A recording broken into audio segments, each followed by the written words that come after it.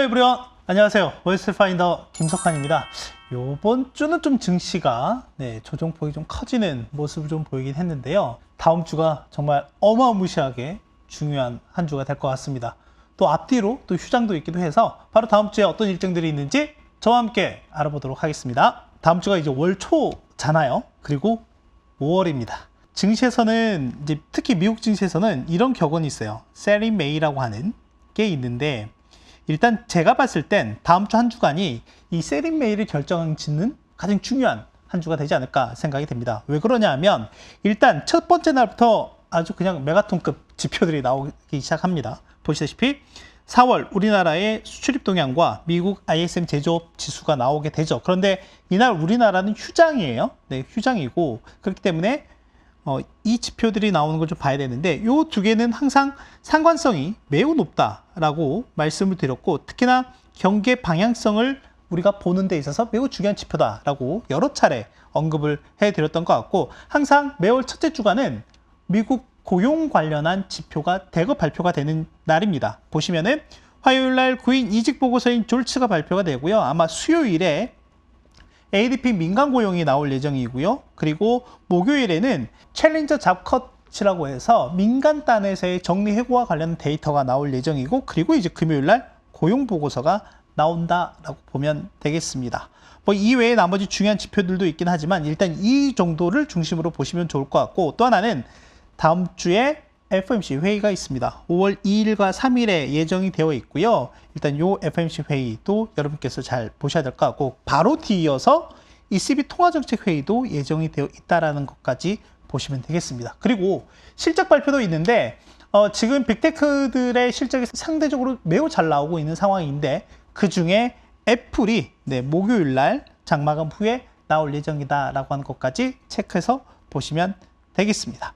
자, 그러면 오늘 말씀드릴 게 많기 때문에 바로 좀 들어가 보도록 하죠. 일단 제가 말씀드린 우리나라의 수출이라든지 미국의 제조업 PMI 같은 경우에는 글로벌 경기 선행지수라고 말씀을 드렸어요. 근데 보시다시피 지금 보면 ISM 신규 주문이라든지 우리나라 수출의 하락폭이 계속해서 진행이 되고 있다라고 보면 될 것 같고, 그런데 일단 우리나라 수출 증감률 자체가 일단은 어느 정도 바닥을 만들고 있는 상황이라고 좀 보시면 될 것 같습니다. 그렇다면 앞으로 좀 우리가 봐야 될 거는, 지금 현재 이 수출 감소율 자체가 점차 둔화가 되고 있기 때문에 이제 여기에서 바닥을 찍고 턴어라운드 할 수 있는 그런 기저가 만들어지느냐를 좀 봐야 될 것 같거든요. 만약에 그런 모습이 나오게 된다라고 하면 약간은 경기에 대한 우려가 조금은 경감이 될 수도 있다라고 하는 거고요. 또 하나 보실 거는 결국엔 이 ISM 제조업 지수가 지금 46.3 지난달에 기록을 했거든요. 여기까지 내려와 있는 상황인데, 지금 현재 예상은 이것보다 조금 더 개선될 걸로 보고 있는 상황이긴 합니다. 다만 지금 이 제조업 지수와 그리고 제가 항상 보는 S&P 500 기업들의 주당 순이익 추이를 보면 상당히 높은 상관성을 갖고 움직였다라고 하는 점에서 봤을 때, 향후에 이 제조업 지수가 이렇게 돌아서는 모습이 나오게 되면 기업들의 이익도 좀 개선될 수 있지 않을까라는 이런 일말의 기대감들을 가질 수 있다라고 하는 거죠. 그래서 다음 주에 나오는 수출과 미국 ISM 제조업 PMI 지표를 유심히 좀 볼 필요가 있다라고 하는 거고요. 그런데 이제 보면은 이 ISM 제조업 PMI의 선행에서 볼 수 있는 게 각 지역, 미국의 각 지역 연방준비은행에서 발표하는 제조업 경기 지표들이 또 있거든요. 그런데 전체적으로 보면 이렇게 하향 트렌드가 유지가 되고 있는 상황인데, 여기 이렇게 튀는 게 하나 나왔어요.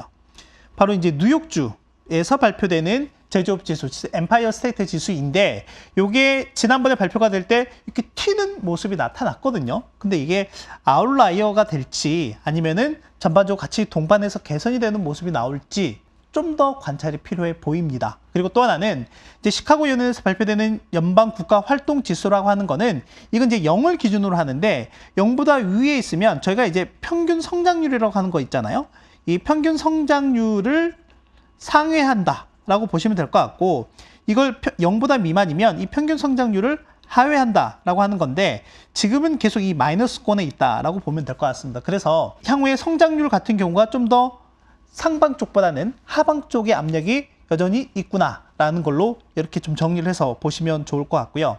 이제 고용과 관련한 부분인데 저는 일단 고용 같은 경우에는 지금 미국의 노동시장의 수급이 상당히 좀 타이트하다라고 하는 내용들이 계속 나오고 있는데 저는 일단 이런 부분들이 점진적으로 개선이 될 여지가 있다라고 좀 보고 있고 결론적으로는 여러분들께서 앞으로 보실 때 일자리 수가 얼마나 증가했냐 감소했냐 그게 중요한 게 아니라 이런 요인들로 인해서 결론적으로는 실업률이라고 하는 게 올라가느냐가 매우 중요할 것 같고요. 왜냐하면 이 실업률이 올라가게 되면 자연스럽게 침체에 대한 가능성이 높아지게 되는 거거든요. 침체가 되면 어떻죠? 결론적으로는 우리가 보는 증시 입장에서 보면 증시의 하락 압력이 이제 커지는 요인들인 거니까 앞서 말씀드렸던 경기와는 좀 다른 메커니즘이긴 하지만 이 고용과 관련한 부분들을 보실 때는 이 실업률이 일단은 가장 중요한 키 인디케이터가 되겠습니다. 그래서 지금 보시면은 저희가 정리해고 또는 고용과 관련한 부분에서 대기업들에 대한 내용들은 정말 많이 듣고 있거든요. 그런데 중소기업에 대한 내용들은 아예 듣고 있지 않아요. 그래서 제가 월스파에서도 여러 차례 언급해 드렸던 것처럼 일단 대기업보다는 중소기업들의 고용 여건들을 잘 보셔야 된다라고 말씀을 드렸는데 지금 보시면 NFIB라고 하는 곳은 미국의 이제 중소형 자영업자들의 연맹체라고 보시면 될 것 같은데 여기에서 매달 채용 계획이라고 하는 걸 발표를 합니다. 자, 그런데 이게 지금 역축이거든요. 이렇게 위로 올라간다라고 하는 거는 우리 앞으로 채용할 계획을 줄일 겁니다. 라고 하는 내용이에요. 자, 그렇다라고 하면 자연스럽게 과거의 흐름상으로 보면 매주간 신규 실업을 청구하는 이 청구 건수가 같이 동반해서 증가하는 모습을 보이고 있다라고 보시면 될 것 같아요. 그래서 이 수치가 지금 최근에 20만 건에서 지금 24만 건까지 올라와 있는 상황이거든요. 이게 만약에 30만 건 이상으로 이렇게 올라오는 모습이 나온다라고 하면 미국 고용시장이 약간 삐그덕거리고 있구나라는 그런 신호음으로 받아들이시면 되지 않을까 생각이 되고 또 하나는 제가 민간단에서 발표되는 정리해고 관련한 보고서가 있다라고 말씀드렸잖아요. 이 지표와 실업률 간의 움직임을 보더라도 상당히 유사성이 큽니다. 자, 그러면 지금 현재 수준만 보시면 돼요. 정리해고에 대한 내용들은 이렇게 급증하는 모습을 나오고 있는데 실업률은 이렇게 낮아지는 즉 언밸런스가 발생하고 있잖아요. 결국엔 항상 이 정반 합이라고 하는 것처럼 어떻게 보면 이런 흐름이 있는 것처럼 결국에는 이 흐름도 현재 미스매치 되어 있는 부분들이 향후에 매치될 가능성이 높다라고 하는 거고 지금 공통적으로 우리가 얘기를 하고 있는 거는 실업률이 올라갈 여지가 향후에도 발생할 수도 있다라고 하는 거죠. 또 다른 것들도 한번 보시면은 지금 이 ISM 제조업 지표 내에 고용과 관련한 데이터도 있는데 이 고용과 관련한 데이터와 구인 건수, 즉 우리 졸치잖아요.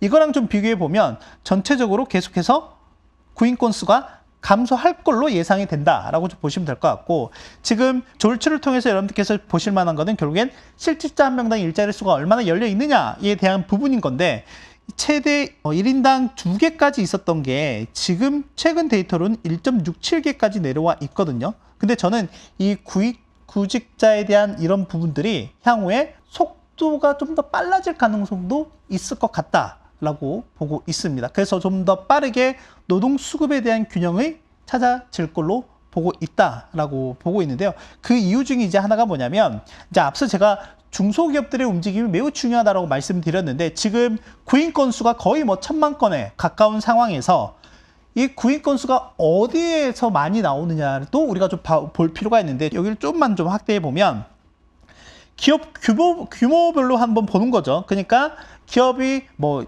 구직자가 그러니까 일하는 사람이 한 명에서 10명 미만 또는 50명 미만 250명 미만 뭐 이렇게 한번 구분을 좀 지어본 건데 저희가 보통 미국에서 소기업으로 구분을 지을 때 재직자가 500명 미만이면은 이걸 소기업으로 우리가 보통 얘기를 하고 실제 지금 구인 건수 비중에서 보면 지금 여기에는 250만 명으로 좀 더 디테일하게 좀 나와 있긴 하지만 250명 미만이 거의 80% 정도가 되고요. 그리고 1000명 미만으로 하게 되면 90%까지 올라가게 된다라고 보시면 될 것 같습니다. 그래서 정리해보면 앞서 말씀드렸던 것처럼 결론적으로는 중소기업의 이 고용 여건과 관련한 부분들이 매우 좀 중요한 향후에 흐름을 결정짓는 데 있어서 중요한 지표가 될 수 있다라고 하는 거죠. 그래서 저는 대기업들에 대한 내용들도 중요하긴 하지만 이런 중소기업들의 움직임이 더 중요하다라고 말씀을 여러 차례 드리고 있는 거죠. 근데 이제 여기서 중요한 거는 제가 그 3월 중순경에 발생했었던 미국의 은행 사태 이후의 움직임들인데, 이제 이것과 더불어서 또 하나는 지난해부터 계속 되어 오고 있는 연준의 기준금리 인상과 맞물려서 보면, 지금 솔직히 여러분들이 잘 아시는 빅테크들은 운전자본, 운영자금, 그러니까 순현금 이런 부분들이 차고 넘치죠. 그렇죠? 그런데 실제로는 중소기업들은 그런 여력이 충분치 않다라고 하는 거예요. 그런데 아시다시피 작년부터 은행들이 대출에 대한 문턱을 상당히 높이고 있는 상황입니다. 이런 상황이라고 한다면 중소기업이라든지 또는 가게가 내가 쓸 수 있는 자금을 원활하게 조달받지 못할 수 있는 환경에 직면하게 되겠죠. 그게 상당히 어려움에 봉착할 만한 요인이다라고 보고 있는 거고요. 그런 시점에서 본다라고 하면 이 소기업들에 대한 은행들의 대출 기준이 강화되는 것과 그리고 실업률 간의 상관관계를 좀 보더라도 상당히 좀 높은 유사성이 있다라고 하는 거고, 또 하나는 지금 기업들 또는 여러 가지 대출에 대한 은행들의 태도가 어떻게 되느냐, 계속해서 강화가 되고 있다라고 하는 겁니다. 그래서 최근 데이터가, 그러니까 4월 데이터가 5월 초에 공개될 예정이거든요. 이거는 이제 미국 연준에서 발표하니까 업데이트 되는 대로 제가 한 번 더 말씀을 좀 드리도록 할게요. 그 또 하나는 이제 앞서 뭐 중소기업들도 마찬가지긴 하지만 이제 가게도 좀 어려움에 있다라고 했잖아요. 이 신용 접근성이라고 하는 건 뭐냐면 뉴욕 연은에서 발표한 건데, 뉴욕 연은에서 소비자들 대상으로 이렇게 설문조사를 합니다. 지금 이제 은행에서 대출받기 어떻습니까? 어렵습니까? 쉽습니까? 어떻죠? 이런 거 질문을 하거든요. 그랬을 때 소비자들이 대부분 다 신용 접근하기가, 대출받기 너무 어려워요. 지금 돈이 필요한데 당장 내가 돈을 조달받을 수가 없어요. 그 환경이 되게 어려워지고 있어요. 은행에서 너무 까다롭게 보고 있어요. 라고 대답하는 게, 이 데이터가 2013년 이후부터 집계가 되고 있는데 최고치를 기록했습니다. 지금 그러니까 가계의 부담이 좀 커지고 있는 상황이다라고 보시면 될 것 같고, 앞서 제가 중소기업에 대한 얘기도 계속 했었는데 이 중소기업들 속에도 보면 이 데이터가 있습니다. 자금 조달하는 환경 지금 어떻습니까? 자금 조달하기 쉽습니까? 어렵습니까? 이런 내용인데 지금 보면은 상당히 낮은 수치죠. 이 수치가 어떻게 보면 2012년 이후에 최저까지 지금 내려와 있는 상황이라고 보시면 될 것 같고, 이 검정색 라인 같은 경우에는 6개월 평균치인데 6개월 평균치도 계속해서 하향 추세를 그리고 있다라고 보면 될 것 같습니다. 결국에는 이렇게 은행들의 대출 기준을 강화하면 경제의 핵심 주체라고 할 수 있는 기업이라든지 가계의 부담이 키워질 수 있습니다. 이 부담이라고 하는 게 뭐냐면 원활하게 경제 활동을 할 수가 없죠. 그래서 그 경제 활동성이 둔화가 된다라고 하는 거고, 우리가 이 경제 활동성이 전체적으로 둔화가 되면 결국엔 이게 어떻게 나타나죠? GDP라고 하는 게 줄어드는 걸로 나타나게 된다라고 보면 되겠습니다. 자, FOMC 얘기도 좀 해봐야 될 것 같아요. 앞서 이제 저희가 경기와 관련한 지표가 어떤 게 나오는지, 그리고 고용과 관련한 얘기를 했다라고 하면 FOMC 얘기도 해야 되는데, 좀 간략하게 말씀을 드리면 일단 이번 5월 FOMC에서 25bp 인상 가능성이 현재 시점에서는 대략 한 70% 정도로 보는데, 엊그저께까지는 90%였어요. 근데 이게 좀 낮아지긴 했지만 아마 이번 인상이 마지막이 될 가능성이 높다라고 보고 있는 게 시장의 현재 전망이다라고 보면 될 것 같고, 일단 대충 연준이 예상했던 것처럼 올해 평균 금리가 5.1% 정도로 봤었거든요. 지금 이 정도까지 시장은 어느 정도 타겟팅을 좀 하고 있는 상황이라고 보시면 될 것 같고요. 다만 6월달 정점을 이후로 7월부터는 금리 인하에 대한 기대가 상당히 좀 커져가고 있다라고 보시면 될 것 같습니다. 지금 현재 시장의 논리가 좀 이렇다라고 보면 될 것 같고, 이제 일단 금리를 인하해야 된다라고 하는 거는 뭐 계속 얘기하고 있지만 앞서 말씀드렸던 것처럼 이 경제의 활동성이라고 하는 것 자체가 둔화가 되고 있기 때문에 그렇다라고 하는 거죠. 그런데 여기 이제 우리가 단순하게 이것만 놓고 본다라고 하면 이제 이렇게 볼 수 있는데, 이 외적인 요인들이 있어요. 플러스 알파가 되는 요인들이 있는데, 그 가장 대표적인 게 지금 플러스 알파 되는 요인 중에 하나가 바로 이 부채 한도와 관련한 얘기입니다. 이 부채 한도와 관련한 얘기이기 때문에 미국 국채금리 시장이 정말 대혼돈의 상황이라고 보시면 될 것 같아요. 우리가 흔히 얘기했던 장단기 금리차를 보시면은 지금 3월 은행 사태 이후에 10년과 2년물 국채금리는 계속해서 장단기 금리차가 역전폭이 확대가 되다가 이렇게 급감하는 모습이 나타났고요. 다만 10년과 3개월간의 장단기 금리차는 계속해서 이 역전폭이 확대가 되고 있는 현상이 지금 나타나고 있다라고 보면 될 것 같아요. 그런데 앞서 말씀드렸던 것처럼 이 부채 한도와 관련된 내용이 좀 있다라고 했잖아요. 지금 보면 이 위에 있는 게 3개월 물 정도가 되고요. 1개월짜리인데 1개월짜리는 급감하는 모습을 보이고 있고 3개월짜리는 이렇게 높게 형성이 되면서 스프레드가 엄청나게 크게 확대가 되고 있는 모습을 좀 보이고 있죠. 이 스프레드 확대는 거의 뭐 역대 최고 수준이라고 보시면 될 것 같고, 여기에 약간의 노이즈를 제공을 하고 있는 게 바로 미국의 부채 한도와 관련된 협상이다라고 보면 되겠습니다. 이 부분은 좀 계속해서 노이즈가 될 가능성이 있다라는 것까지 좀 참고하시면 될 것 같고요. 이제 그러다 보니까 제가 이제 흔히 보는 신용 부도 위험이라고 하는, 그러니까 부도 위험이 얼마만큼 되느냐 하러 가는 게, 그걸 볼 수 있는 게 제가 CDS 프리미엄이라고 하는 게 있는데, 이건 지금 미국의 CDS 프리미엄이거든요. 근데 지금 1년물 같은 경우에는 역대 최고 수준이고요. 5년물 같은 경우에는 2009년 이후에 최고치에 도달해 있다고 보시면 되겠습니다. 여기거든요, 지금. 그러니까 그만큼 지금 미국의 부채 한도의 협상이라든지 다른 외적 요인에 대한 불안정성 또는 변동성이 매우 크게 작용을 좀 하고 있는 상황이다라고 보시면 될 것 같고, 그래서 지금까지는 좀 시장이 약간 평온한 상태를 좀 유지했다라고 하면, 지금 이 실적 시즌 이후부터 5월로 넘어가는 시점에 약간 시장이 계속해서 쿵쾅쿵쾅 거리는 요인들이 여러 가지 방면에서 나타나고 있다라고 보면 되겠습니다. 그래서 지금 시장의 움직임 좀 어땠느냐라고 보면, 제가 지금 시장에 보는 부분에서 봤을 때는 좀 차별화가 매우 크게 나타나고 있는 것 같다. 그러니까 잘 되는 녀석들은 더 잘 되는 모습을 보이고, 안 되는 애들은 더 안 되는 모습을 좀 보이고 있다라고 하는 거죠. 그래서 그걸 가장 극명하게 나타낼 수 있는 게 S&P 100 지수, 그러니까 거의 뭐 이거는 초대형주들 중심이라고 보시면 될 것 같고, 또 하나는 러셀 2000 지수는 잘 아시잖아요. 그 중에서 마이크로캡, 거의 뭐 경제의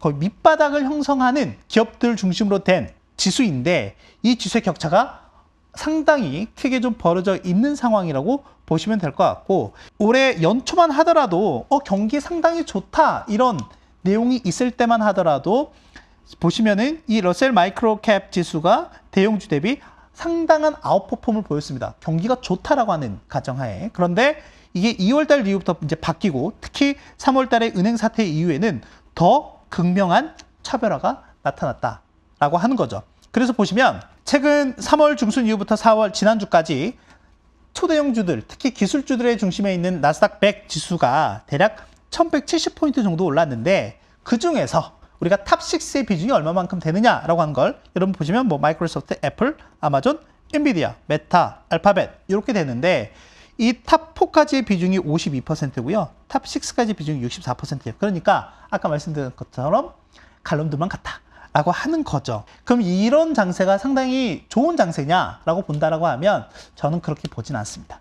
그리고 또 하나는 지난주에 무디스에서 지금 미국의 은행 사태가 계속 지속되고 있는 상황인 거잖아요. 이제 그러다 보니까 11개 지역은행에 대해서 신용등급이라든지 투자 의견을 하향 조정했습니다. 이러면 어떻게 되죠? 조달금리가 더 올라가게 됩니다. 조달금리가 올라갔다? 제가 작년에는 3%로 자금을 조달했는데 올해는 5%, 6%가 됐고, 또 이렇게 신용등급이 떨어지니까 갑자기 10%가 됐다. 이러면 어떻게 해요? 더 상황이 빡빡해지고 스트레스가 높아지는 상황이 되게 되는 거죠. 지금 이제 이게 최근에 은행들의 실적에서도 나타나고 있고, 실적은 좋습니다. 실적은 좋은데 예금 규모가 감소하고 있고, 대출 기준이 강화가 되면서 대출에 대한 회전율이나 이런 효율성들이 떨어지고 있다라고 하는 게 문제가 되고 있는 거죠. 그래서 지금 이 중에서도 아마 오늘 이후부터 실적을 발표한 몇 개의 기업들도 있다라고 보시면 될 것 같고, 특히 엊그저께 FRC, 퍼스트 리퍼블릭 은행이 예금이 엄청나게 급감했다는 내용을 발표했잖아요. 그러면서 FRC 쇼크가 지금 시장에 영향을 좀 미치고 있는 상황이다라고 보시면 될 것 같고, 지금 실적 발표 이후에 대형은행과 소형은행 간의 이 주가 격차가 좀 더 벌어지고 있는, 그러니까 앞서 보셨던 시장의 움직임과 거의 동일한 모습들이 이 은행주 내에서도 나타나고 있다라고 하는 겁니다. 이전에는 이렇게 같이 움직이는 모습이었잖아요, 어떻게 보면. 그런데 어떤 특정 요인에 의해서 이렇게 달라지는 모습이 나오게 된다라고 하면 이게 약간의 리스크 요인이 좀 더 커지고 있는 모습들이다라는 걸로 좀 정리할 수 있지 않을까 생각이 됩니다.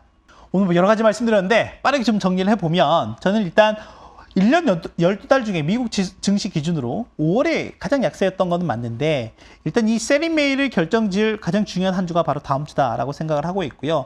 일단 대표적인 건 경기 선행지수라고 할 수 있는 한국 수출과 그리고 미국의 제조 PMI가 발표가 되는데 이것들의 개선 여부를 좀 보자. 제가 앞서 말씀드리진 않았지만 일단 1일부터 20일 기준으로는 우리나라 수출이 대략 한 11% 정도 전년 대비 감소했다라고 하는 거고요.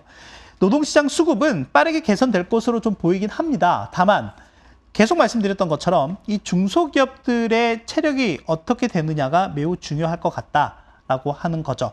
그리고 또 하나는 일단 금리 인상 막바지에 거의 도달했다라고 보고 있고요. 시장 전체가 대부분 그렇게 생각을 하고 있고 다만 이제 문제는 5월 FOMC에서 25bp 인상은 거의 이게 마지막 인상이 될 가능성이 높다라고 보고 있습니다. 다음 주에 봐야 할 주요 지표들 이렇게 정리를 좀 할 수가 있겠는데 뭐 FOMC 이후에 호주에서도 통화 정책을 하고요. 유로존에서도 통화 정책 회의를 연다라고 보면 될 것 같고 무엇보다 이제 중요한 거는 애플이 일주일 실적 발표를 연기했잖아요. 그 일주일을 왜 연기했는지에 대해서 시장에서 여러 가지 얘기를 좀 오가고 있긴 하는데 애플의 실적이 5월 4일 날 발표가 된다라고 보시면 되겠습니다. 많은 내용을 전달해 드리겠는데 그만큼 다음 주가 정말 중요하다라고 하는 거니까요. 오늘 내용 좀 잘 보시고 그리고 앞서 말씀드렸던 여러 가지 요인들에 대해서 제가 4월 한 달 동안 봐야 할 매크로 리스크를 정리해 놓은 자료들은 있으니까요. 요건 제가 첨부 파일로 또는 링크를 첨부해 드리도록 하겠습니다. 그럼 저는 다음 주에 뵙도록 하겠습니다. 안녕! 바이바이!